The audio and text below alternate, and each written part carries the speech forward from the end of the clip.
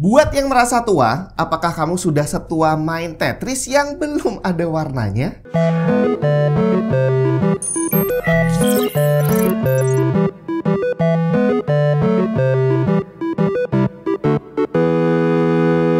Oh ya, buat yang pengen kaos Tech and Tips kayak gini atau yang desain berbeda, kamu bisa scan aja barcode ini. Di sana opsinya memang belum banyak, tapi pelan-pelan bakal ditambah. Termasuk buat kamu yang lagi nyari komponen PC, di sana ada beberapa, ada yang mantan review, mantan dipakai sendiri, ada juga yang brand new. Kalau nggak bisa scan QR code-nya, linknya ada di deskripsi. Tetris ini adalah satu game yang sangat legendaris. Udah puluhan tahun, tapi ternyata dia masih bisa bertahan. Dan yang lebih hebatnya lagi, dia bisa bertahan tanpa harus merubah gameplaynya. Yang mencoba membuat variasi dan modifikasi dari Tetris udah banyak, ngambil jenis-jenis blok-bloknya gitu ya, terus dibikin game dengan cara bermain yang berbeda. Itu ada beberapa, tapi nggak bisa dihindari, Tetris tetap balik lagi menjadi pilihan banyak orang. Yang original tetap beda rasanya kali ya. Tetris sendiri sudah bertahan melewati banyak generasi konsol, dari sejak tahun 80-an tuh ya, Nintendo, terus masuk ke game mobile, Game Watch namanya waktu itu, sampai hari ini di PC dan konsol modern dia juga masih masuk. Dan tadi hebatnya dia tidak merubah gameplaynya, tapi orang-orang masih tetap seneng maininnya, bre. Cuma di sini mungkin yang hampir tidak terbayang sama kita adalah bahwa kalau sekarang itu semua orang kan bisa bikin game tuh. Jadi game yang sesimpel Tetris sekarang bikinnya udah jauh lebih gampang, dan kamu mau jual dimanapun itu juga bebas, kita tinggal pilih. Tapi ternyata zaman dulu di saat Tetris dibuat, perjuangannya luar biasa loh. Sempat kisah ini diceritakan dalam sebuah film berjudul Tetris yang dirilis tahun 2023 lalu. Menceritakan betapa menegangkannya perjalanan Hank Rogers dan Alexei Payetnov mendapatkan izin untuk game Tetris ini.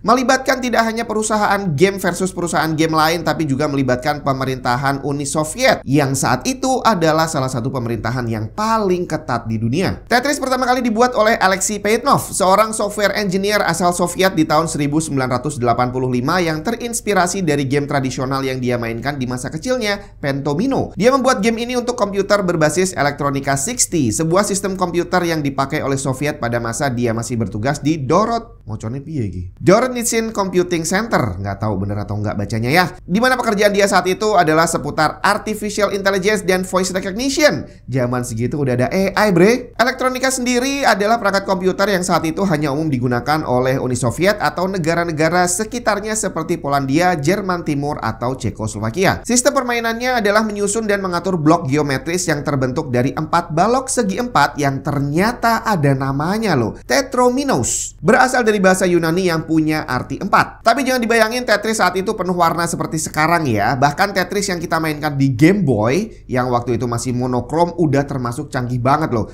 Tetris original terlihat seperti ini. Gak ada warna, gak ada efek suara, hanya ada puzzle sederhana. Tapi ternyata game sesimpel itu bisa bertahan sampai puluhan tahun. Dan hebatnya, dia sampai hari ini masih menjadi game dengan penjualan nomor 1 di dunia. Total udah terjual lebih dari 520 juta kopi per Februari 2023. Dimana kalau Minecraft dan GTA 5 digabung sekalipun masih belum bisa ngejar Tetris, bre. Nah, kalau hari ini aja masih banyak orang tergila-gila sama Tetris, sampai turnamennya juga masih ada. Bisa dibayangin di tahun 80, awal tahun 90-an gimana orang tidak tergila-gila sama Tetris. Kemarin waktu nyusun materi untuk Tetris ini, saya sempat nyobain main gamenya lagi lewat tetris.com resmi ya. Di sana kamu bisa buka websitenya. Terus nanti di ujung kanan atas ada tombol play Tetris. Tinggal klik aja, bisa kamu mainin bebas. Di situ nggak terasa saya udah menghabiskan waktu cukup lama, mungkin 1-2 jaman kali ya. Nah, yang asik dari game ini adalah dia simple banget, nggak perlu instruksi sama sekali. Anak kecil atau orang yang belum pernah main gamenya sama sekali pasti langsung bisa tahu gimana cara maininnya. Bandingin sama game zaman sekarang yang tutorialnya aja 2 jam, bre. Itu pun belum selesai. Nanti di tengah-tengah kita main game ada tutorial sisipan lagi karena masih ada banyak mini gamenya. Tapi kalau dibilang simple, jangan dikira gampang. Awalnya saya berpikir bahwa Tetris ini adalah game yang nggak akan pernah ada habisnya. Jadi kamu mainin sampai kapanpun, ya dia akan jalan terus gitu ya. Tapi ternyata enggak loh. Game Tetris ini ternyata ada ujungnya. Awal tahun 2024 ini, seorang anak berusia 13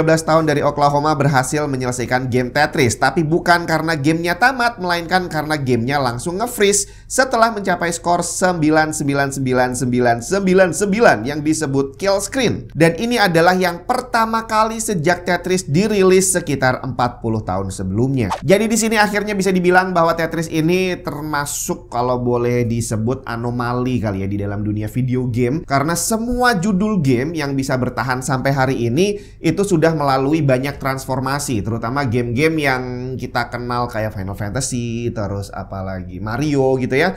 Itu bukan hanya secara gameplaynya berubah, tapi secara grafisnya juga berubah luar biasa hebat. Tapi Tetris dia bisa bertahan dari sejak awal sampai sekarang dan masih tetap mempertahankan semuanya. Grafis cuma dimodifikasi dikit, tapi gameplaynya masih tetap sama persis. Jadi bisa dibilang bahwa Tetris ini adalah satu game yang revolusioner dan mungkin nggak bisa ditiru sama game lainnya kali ya. Dan dia sudah membuktikan bahwa salah satu kunci utama untuk bisa membuat sebuah game disukai dan gak habis-habis adalah yang pertama fun dan yang kedua simple. Bukan gampang, tapi simple gameplaynya. Mainin Tetris yang gak ada warnanya udah asik dan semuanya menjadi semakin menyenangkan waktu ditambah warna dan lagu khas Tetris. Dan semakin menyenangkan lagi saat kamu bisa melawan tidak hanya satu atau dua orang mengadu skill, tapi juga battle royale 100 pemain Tetris yang bisa saling serang. Kayaknya menarik nih kalau Tech and Tips bikin turnamen e-sport tapi bukan Valorant, bukan Mobile Legends gitu ya, melainkan Tetris. Gimana menurut kamu?